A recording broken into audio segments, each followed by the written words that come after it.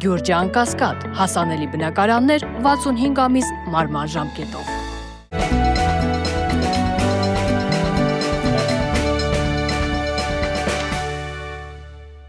Բարև ձեզ։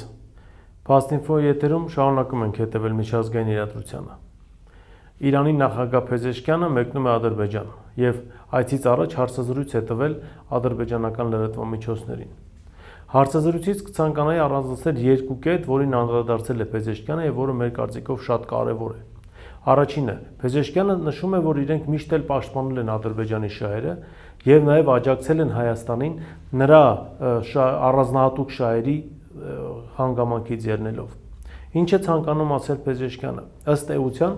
այստեղ խոսքը կարող է գնալ նաև Արցախի եւ արցախահայության իրավունքների մասին, քանզի Հայաստանը միշտ էլ հանդես է եկել Արցախի անվտանգության երաշխավոր եւ այս համատեքստում բանակցությունների ժամանակ Իրանի հետ ներկայացրել է նաև իր տեսակետը։ Ներկայացվել է ժողովուրդների ինքնորոշման իրավունքի գաղափարը եւ այդ առումով Հայաստան ունի առանձնահատուկ շահեր եւ Իրանը ըստ Փեզեշքյանի միշտ էլ հաշվի առել այդ շահերը։ Չնայած նաեւ պաշտպանել է ադրբեջանական շահերը նրա տարածքային ամբողջականության հետ կապված։ Սրանով ըստ էության կարող ենք արձագանքել եւ արձանագրել, որ մեր հարևան երկրի ղեկավար Ադրբեջան այցից առաջ պատահական չի այս ամենն ասում։ Հիշեցնում է Ադրբեջանին, որ Արցախի հետ ըստ էության փակված չէ։ Այո, տարածքային առումով Ադրբեջանը վերցրել է Արցախը եւ միջազգային ցավոք սրտի Արցախը ճանաչել է Ադրբեջանի մաս, բայց դա չի նշանակում, թե արցախահայության իրավունքների պաշտպանության հարցը դուրս է եկել շրջանակից։ Նաև սա նշանակում է, որ Իրանը ցանկացած պահի կարող է վերադառնալ այդ հարցին, եթե Իրանի նկատմամբ Ադրբեջանը փորձի շարունակել որդեգրած թշնամական քաղաքականությունը։ Սա չափազանց հետաքրքիր է եւ հետաքրքիր է, թե ինչ արձագանք է ստանալու Ադրբեջանում երկու երկրների ղեկավարների համատեղ մամուլի ասուլիսի ժամանակ։ Իսկ երկրորդ թեման, որին անդրադարձել է Փեզեշքյանը, Զանգեզուրի միջանցքի հարցն է։ Նա նշել է, որ Նախիջևանից Իրանով դեպի Ադրբեջան ճանապարհը կառուցվում է եւ կառուցումը մոտենում է իր ավարտին եւ շուտով հնարավորություն կունենան ադրբեջանցիները Նախիջևանից Իրանի վրայով անցնել դեպի այցամաքային Ադրբեջան։ Սա արդեն նշանակում է, որ Զանգեզուրի միջանցքի թուրք-ադրբեջանական գաղափարը վիճեցվում է։ Ադրբեջանցիները չեն ստանալու միջանցքը այն տրամաբանությամբ, ինչ որ իրենք էին ցանկանում, եւ Ալիև ըստ էության ստիպված է լինելու հաշվի առնել այս ամենը եւ հաշվի նստել իրավիճակի հետ։ Իրանը հստակ նշում է իր դիրքորոշումը, որ տարածքային խնդիրները պետությունների միջև չպետք է ուրեմն սպառնան տարածքային ամբողջականությանը, որ սահմանների փոփոխություն չպետք է լինի Հարավային Կովկասում, որ բոլոր պետությունների տարածքային ամբողջականությունը պետք է պահպանվի։ Սա շատ կարևոր հայտարարություններ են Ադրբեջան կայանալիք այցի նախօրեն եւ մենք ուշիուշով հետևելու ենք, թե ինչ արձագանք է ստանալու Բաքվում եւ ինչպիսին է լինելու Ադրբեջանի ղեկավարի դիրքորոշումը Փեզեշքյանի կողմից բարձրացված հարցերի հետ կապված։ Մյուս թեման, որին ցանկանում եմ անդրադառնալ, Իրան-Պակիստան-Հնդկաստան հարաբերություններին է վերաբերվում։ Հնդկաստանը պաշտոնապես դիմել է Իրանին, խնդրելով միջնորդ հանդիսանալ Պակիստանի հետ խաղաղության բանակցությունների անցկացման եւ հրադադարի ռեժիմը վերականգնելու համար։ Հիշեցնենք, որ սկսվել են բախումներ Հնդկաստան-Պակիստան սահմանին եւ ըստ պաշտոնական տեղեկատվության հնդկական մի քանի հենակետեր ավերվել են պակիստանյան բանակի կողմից եւ այս համատեքստում նաեւ Հնդկաստանում մտավախություն կա, որ Պակիստանը կարող է կտրուկ միջոցների դիմել Ինդոս գետի վրա ամբարտակները վերացնելու եւ գետի ջրի մատակարարումը դեպի Պակիստան վերականգնելու համար, չցանկանալով տարածաշրջանային մեծ պատերազմ սկսելուն եւ պատճառ դառնալուն Հնդկաստանը դիմում է Իրանին, խնդրելով միջնորդ հանդես գալ։ Իրանի ընտրությունը պատահական չէ։ Իրանը բավականին մեծ ազդեցություն ունի Պակիստանում, հաշվի առնելով, որ Պակիստանի բնակչության մոտ 40%-ը փուշտուններ են եւ իրանախոս փուշտուններ են։ Հետևաբար Իրանի նաեւ ազդեցությունը պայմանավորված է իրանական աշխարհի գաղափարով։ Որոշ փորձագետներ նշում են նաև, որ Իրանի Բանդարաբաս նավահանգստում տեղի ունեցած պայթյուններ մի տեսակ կարող է նախազգուշացում լինել Իրանին, որ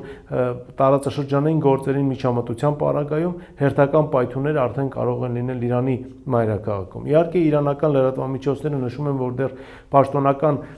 վարկած չկա, թե ինչն է եղել պայթյունի պատճառը, բայց տարածաշրջանում տեղի ունեցող իրադարձությունների համատեքստում պատահականություններ նման չեն լինում։ Այն էլ Բանդարաբասի նման հզոր նավահանգստի պարագայում, որը համարվում է Իրանի արտահանման ողջ այս լոգիստիկայի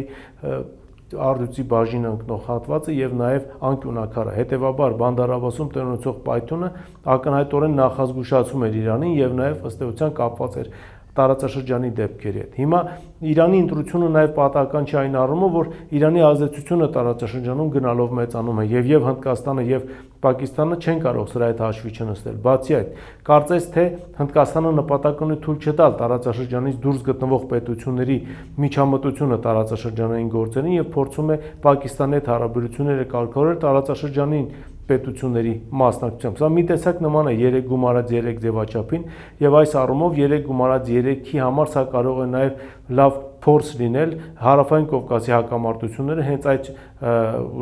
շրջանակներում կարգավորելու համար։ Ինչևէ, սպասենք տեսնենք թե իրադարձությունները ինչպես կզարգանան, բայց այն, որ Իրանը անբեկանելի ազդեցություն եւ հեղինակություն է ձեռք բերում տարածաշրջանում, սրա մասին բոլորն են խոսում։ Բացի այդ, Միացյալ Նահանգների քաղաքականությունը Իրանի նկատմամբ կարծես թե սկսում է փոխվել եւ կողմերը անընդհատ հայտարարում են, որ այդքան մոտ չեն եղել խաղաղության պայմանագրի ստորագրմանը։ Եթե այս ամենը իրականություն դառնա եւ խաղաղության պայմանագիրը ստորագրվի եւ երկու կողմերը ըստեյության գոհ մնան,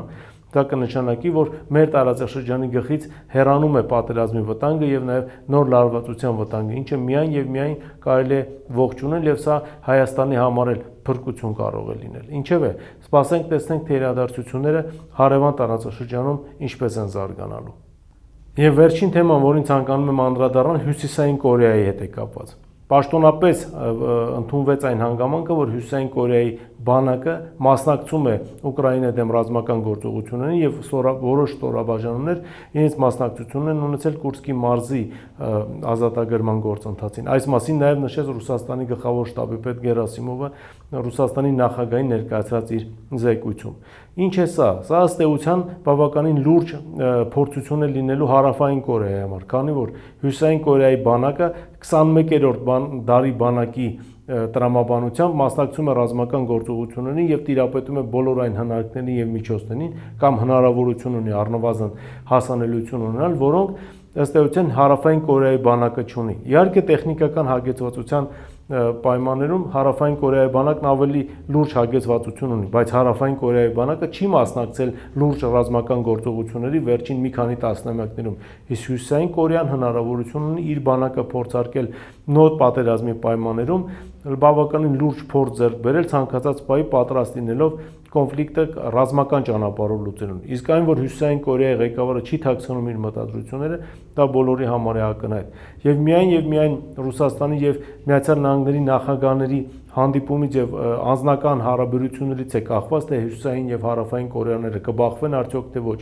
Այս պահին կարծես թե կա երկխոսության բավականին լուրջ հնարավորություն երկու գերտերությունների միջև եւ Ուկրաինայի հարցում նրանց երկխոսությունը կարող է նպաստել նաեւ կորեական թերակղզում խաղաղության պահպանմանը։ Հակառակ բaragայում, եթե լարվածությունը աճեց, Հյուսիսային Կորեան արդեն բավականին լուրջ փորձ ունենալով կարող է փորձել հարցը կարգավորել ռազմական ճանապարհով, չնայած փորձագետների այն կանխատեսումներին, թե հյուսիսկորեական բանակը չի գնա այդ արկածախնդրությանը, քանի որ Միացյալ Նահանգները անմիջապես կմտնեն ռազմական գործողությունների մեջ իբրև Հարավային Կորեայի ռազմական դաշնակից։ Ինչևէ, իրադրությունը ցանկացած պահի կարող է լարվել եւ կրկնում եմ, գերտերությունների ղեկավարների պատասխանատվությունից է նաեւ կախված, թե արդյոք Ուկրաինայի ձատ կորեական թերակղզում կսկսեն ռազմական գործողություններ թե ոչ, իսկ կորեական թերակղզում ասված մի արածց է ռազմական գործողությունների վերսկսումը ավտոմատ կերպով նշանակելու է, որ ողջ հարավ-արևելյան Ասիան կարող է ներքաշվել բավականին ծանր